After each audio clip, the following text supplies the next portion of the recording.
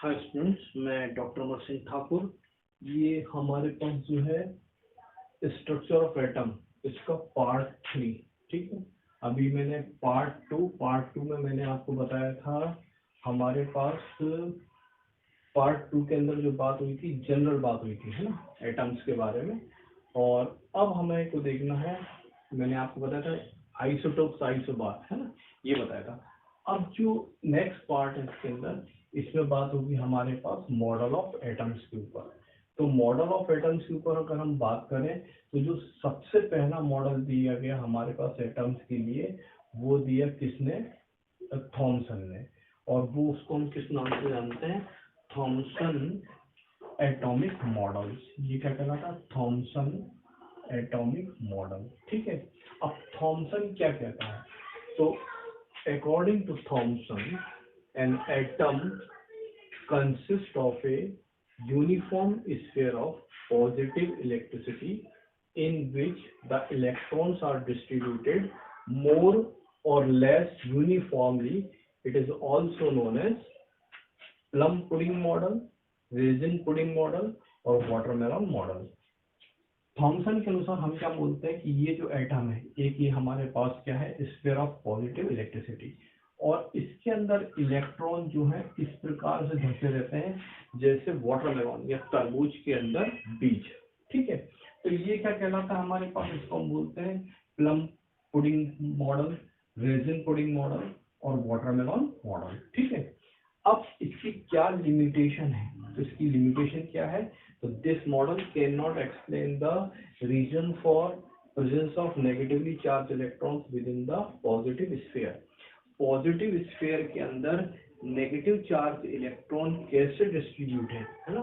Positive charge sphere के अंदर negatively charge electron कैसे डिस्ट्रीब्यूट है, ये इसको नहीं बता पाया।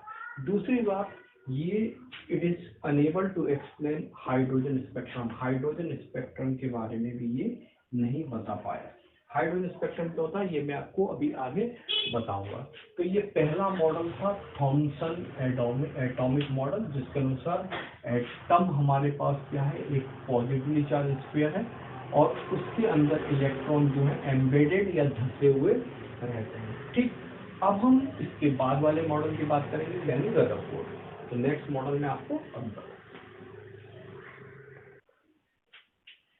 सेकेंड जो मॉडल है हमारे पास, वो है Rutherford nuclear model of atom. Second जो मॉडल है वो क्या है? Rutherford nuclear model of atom. ये आप लोगों ने पहले भी पढ़ा होगा।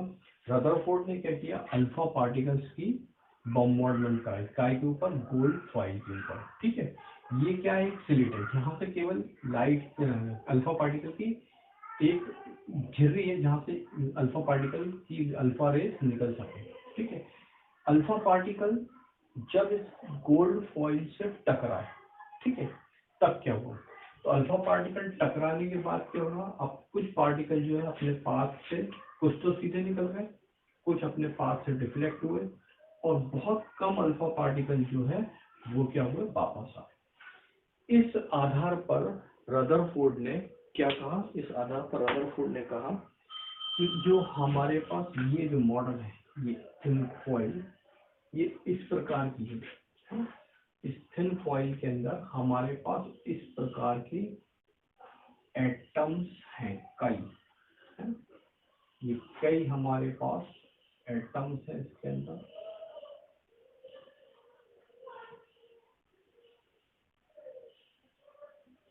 ठीक है, ये इनके न्यूक्लियस हो गए, है ना।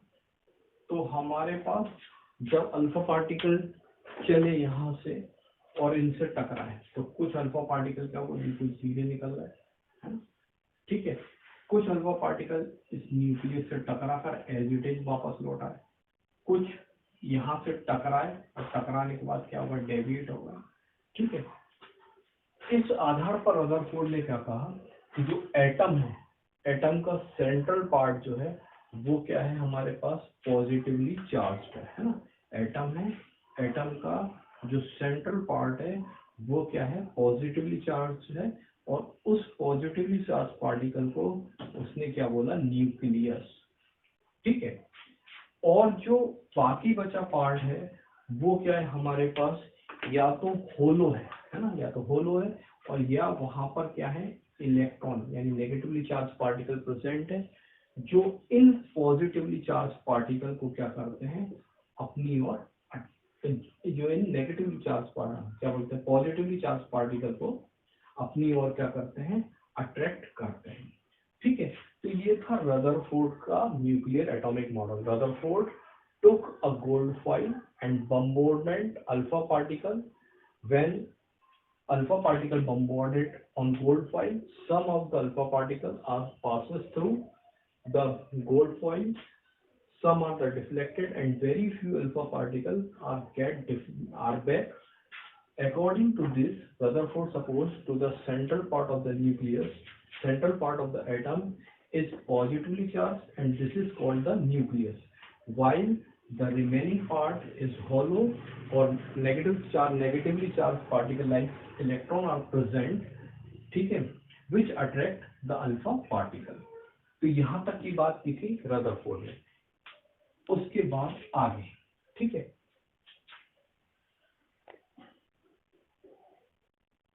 रदरफोर्ड के मॉडल में हमारे पास एक बात और है, जैसा मैंने भी आपको बताया कि रदरफोर्ड ने बोला था हमारे पास कि सेंट्रल पार्ट क्या है, न्यूक्लियस है, और इसके चारों ओर हमारे पास ये जो पाथ है सर्कुलर पाथ ऑर्बिट है। ठीक है, इसमें क्या करते हैं, इलेक्ट्रॉन चक्कर लगाते हैं।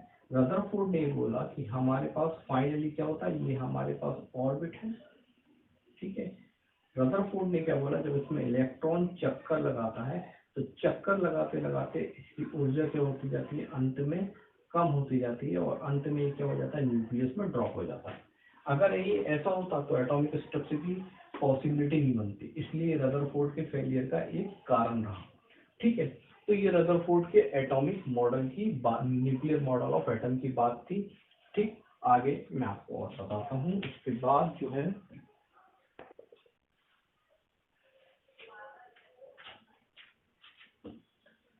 Rutherford model, nuclear model of atom. According to this, most of the mass and all the positive charge of an atom is concentrated in a very small region called nucleus, है ना। तो हमारे पास ये हो गया न्यूक्लियस। ठीक है, इसके अंदर हमारे पास क्या रहता है भाई, जो है पॉजिटिव चार्ज कंसंट्रेट रहता है। न्यूक्लियस का डायमीटर काफी कम होता है, ये मैं आपको पहले भी बता चुका हूँ, 10⁻⁻15 मीटर, जो काय के बराबर होता है, एक फर्मी के बराबर होता है। ठीक है, the positively charge on the nucleus is due to the protons. काय के कारण ये होता है, तो ये हमारे पास जो है प्रोटॉन्स के कारण होता है।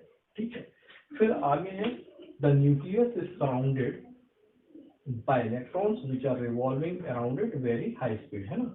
The nucleus is surrounded by electron. Nucleus के चारों तरफ हमारे पास क्या है, इलेक्ट्रॉन है ना, जो क्या करते हैं, बहुत ज्यादा स्पीड के साथ मूवमेंट करते हैं। ठीक है, तो the nucleus is surrounded by the electrons which are revolving around it very high speed. फिर फोर्थ है, most of the space inside an atom is empty, है ना।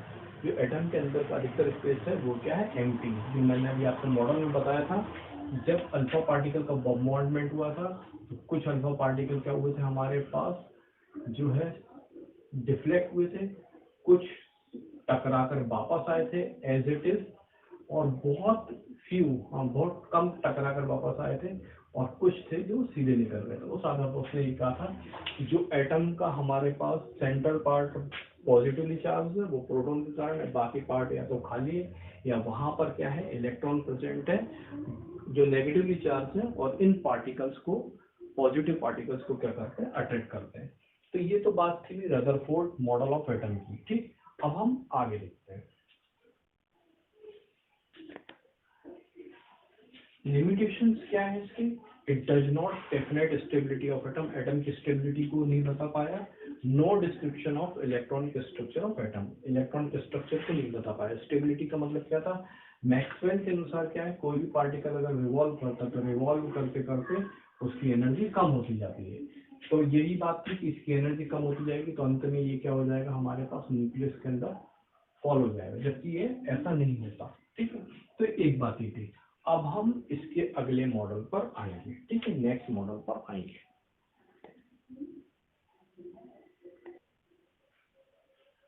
नेक्स्ट जो आया वो आया बोहर्स एटॉमिक मॉडल, ठीक है। तो Bohr's on the basis of following two facts modified Rutherford model. Dual nature of electromagnetic radiation, electromagnetic radiation का ड्यूल नेचर, ड्यूल मतलब double. Experimental results related to atomic spectrum based on quantised electron energy level in atoms. देखिए अब हमारे को जो यहाँ से Rutherford से बोहर पर आना है, तो हमारे को रदरफोर्ड से बोहर मॉडल पर आने के लिए हमें पूरा इलेक्ट्रोमैग्नेटिक वेव्स देखनी पड़ेंगी, इलेक्ट्रोमैग्नेटिक वेव्स देखनी पड़ेंगी, नेचर देखना पड़ेगा, ठीक है, स्पेक्ट्रम देखना पड़ेगा, ठीक है ना, इलेक्ट्रोमैग्नेटिक स्पेक्ट्रम देखना पड़ेगा, ठीक है। उसके बाद हमारे को स्पेक्ट्रम अलग से देखना पड़ेगा, इमिशन और एब्जॉर्प्शन, ठीक है। तो तब हम काय पे आ पाएंगे, बोहर्स मॉडल में। मतलब इसके बाद आपको ये वाला पोर्शन जो है पहले देखना पड़ेगा, कौन सा, ये वाला है ना, electromagnetic wave theory, spectrum, waves, है ना, और उसके कैरेक्टर, वेव के कैरेक्टर और स्पेक्ट्रम पूरा, ठीक है। स्पेक्ट्रम में इमिशन एब्जॉर्प्शन जो भी है वो पूरा देखना पड़ेगा। उसके बाद हम बोहर्स पर आ पाएंगे। तो पहले अब हम इस पोर्शन पर को देखेंगे, उसके बाद हम बोहर्स पे आएंगे, ठीक है।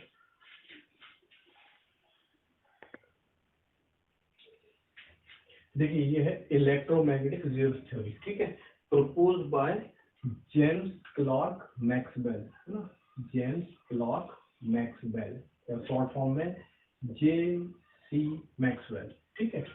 अब उनका क्या कहना है, तो light and other forms of radiant energy, ठीक है, propagate through the space in the form of waves. Light यानी सनलाइट हमारे पास, ठीक है, ये काय से मिलकर बनती है सनलाइट, ये स्मॉल पार्टिकल से मिलकर बनती है, जिनको हम क्या बोलते हैं, स्मॉल पार्टिकल को क्या बोलते हैं भाई हम, ये कहलाते हैं, ये सनलाइट जो है हमारे पास काय से मिलकर बनती है, स्मॉल पार्टिकल से मिलकर बनती है, और इन स्मॉल पार्टिकल को हम क्या बोलते हैं, फोटोन, ठीक है। और इन फोटोन के पास कितनी एनर्जी रहती है, E=hν, इस पे भी अपन आएंगे आगे, ठीक है।